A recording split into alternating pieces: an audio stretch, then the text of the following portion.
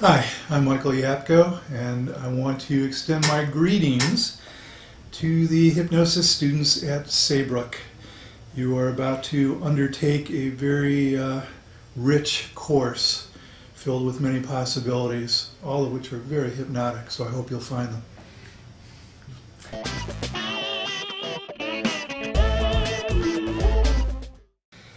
Well, it's a big question.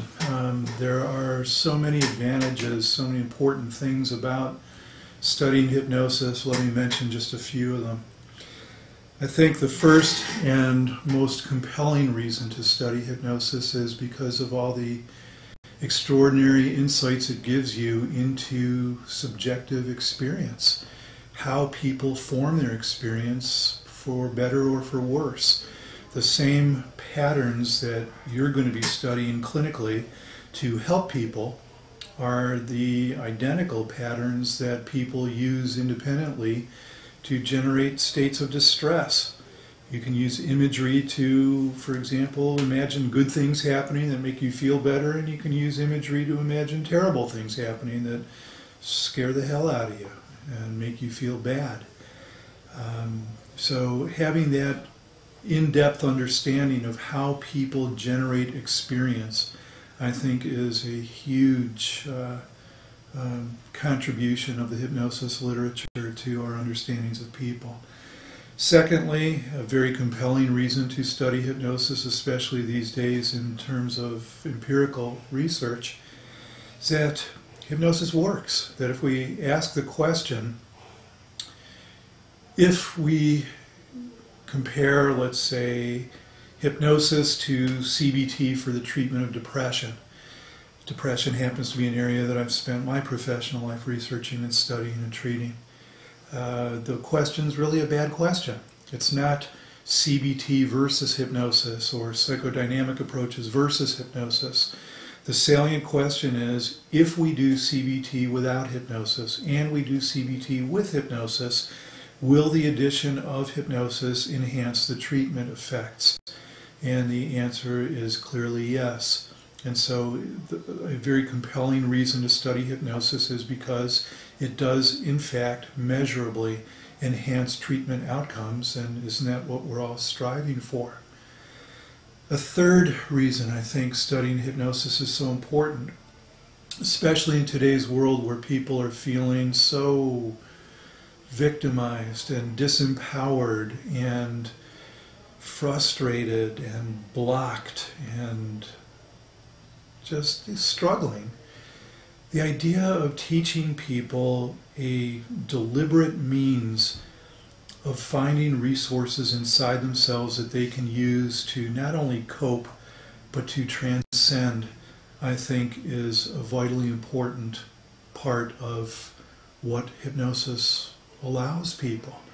That contrary to the popular misconceptions that suggest hypnosis is somehow going to disempower people or take control away from them, it's the exact opposite. And having been in this field now for more than 30 years and studied many, many different forms of psychotherapy, I have yet to encounter anything that has the potential to empower people the way that hypnosis does.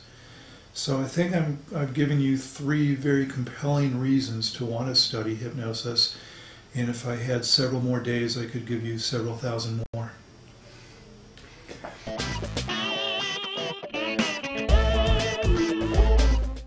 And after having spent all of these years studying depression and having learned as much as all of us have learned about how antidepressant medications have been vastly oversold, how we have really underestimated the power of people in regulating other people's moods.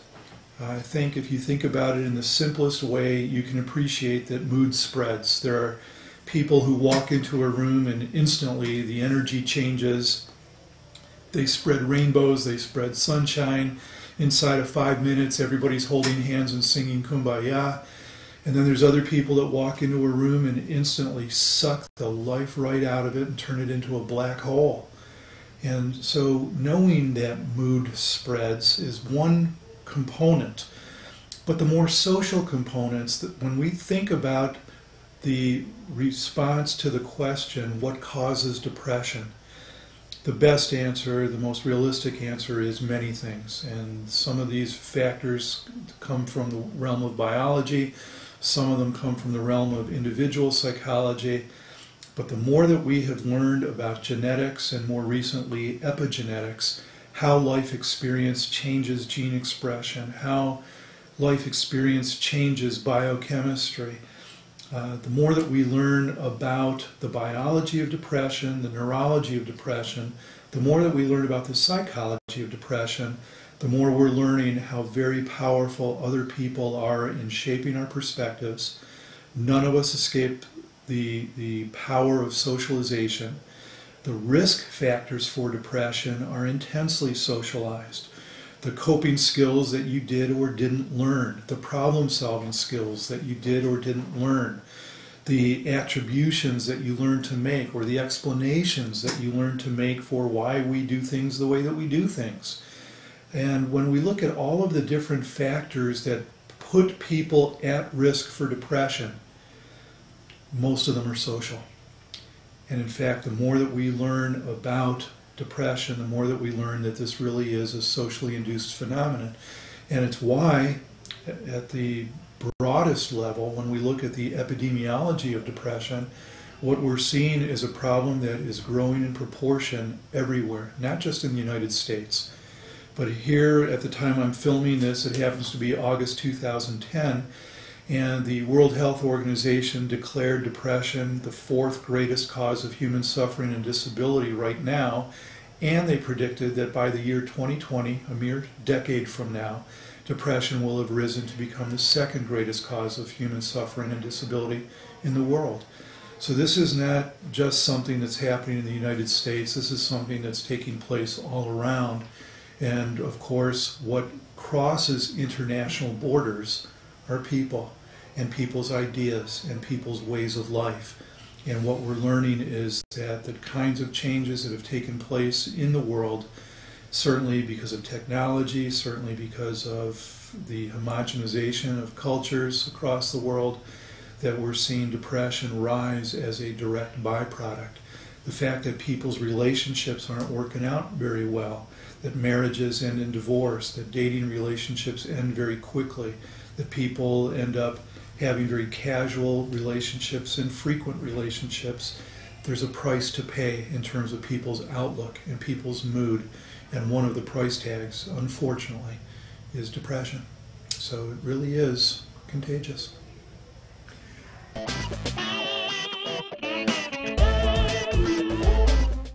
Everything depends on how you learn hypnosis, and how you learn hypnosis is very much a function of who's teaching it. And there's a tremendous variation in how people approach this field. There are people who are deeply invested in using standardized suggestibility tests and eliciting specific hypnotic phenomena, and they set the whole interaction up as a challenge.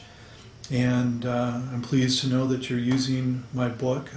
My book, Trance Work in particular, is a very popular hypnosis textbook. And one of the things that I write about in that book that I've come to after 30-odd years of practice and being around many of the hypnosis pioneers for many years of study is that as much as people like the idea that you should be confident and you should sound confident and look confident, I've come to a whole different place now about the way that I think about the nature of hypnosis. And that is that when I'm sitting down and working with somebody, where I begin is by saying some variation of, I don't know. I don't know what the most comfortable position is going to be for you to sit in. I don't know when you're going to want to close your eyes. I don't know what you're going to discover about yourself through this process that's going to be valuable. And invariably, each person has talents, and that's part of what we're discovering. I don't know what this person's going to be able to do by way of an age regression or by way of an anesthesia. That's part of the discovery process as I do hypnosis with them. So it's not as if the person is quote-unquote hypnotically talented, that talent goes across the lines into all areas. Somebody can be very good at doing an age regression and really lousy at doing an anesthesia. somebody can be great at generating amnesia and really lousy at generating time distortion. And so that's part of what you're discovering about each person is what capacities do they have. And when you start out with an attitude of curiosity and you use that as the context for your hypnosis, I think you'll discover very quickly that you get far better responses than you might have expected. And I think that it's really a telling thing. You know, people often tell Erickson stories, and Milton Erickson being really in many ways the pivotal person who changed the direction of not only how we do hypnosis, but how we do psychotherapy. But, you know, Erickson had a very interesting way of beginning his clinical trainings in the years leading up to the end of his life. He would have some pretty sophisticated people come to study with him, and he would ask people to first give their definition of a therapist, and then he'd ask people to give their definition of therapy. Now, when you have sophisticated, experienced clinicians in the room, asking them something as basic as define therapy or define a therapist is in some ways almost condescending, but people were good-natured. After all, this was Erickson, so they would comply and they would give their definitions. And of course, as they went around the room, the suspense would build. What's Erickson going to say in response to these same questions? And I'll share his response to the question of what is a therapist. His response, which I think is extraordinarily elegant, was, "A therapist is the weather." And then there would be a long pause while people looked deeply puzzled of what the hell is he talking about. And then he'd say again, "A therapist is the weather."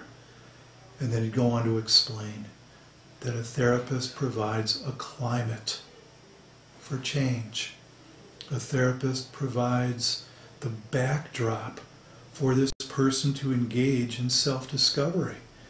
And I think that is a really great way of thinking about how you establish the hypnotic relationship.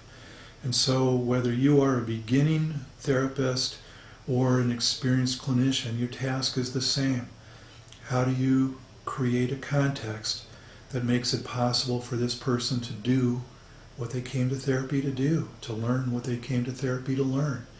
And I think the more that you spend time learning hypnosis, the more you discover invaluable ways of creating environments that make a difference. So good luck in your studies, good luck in your work.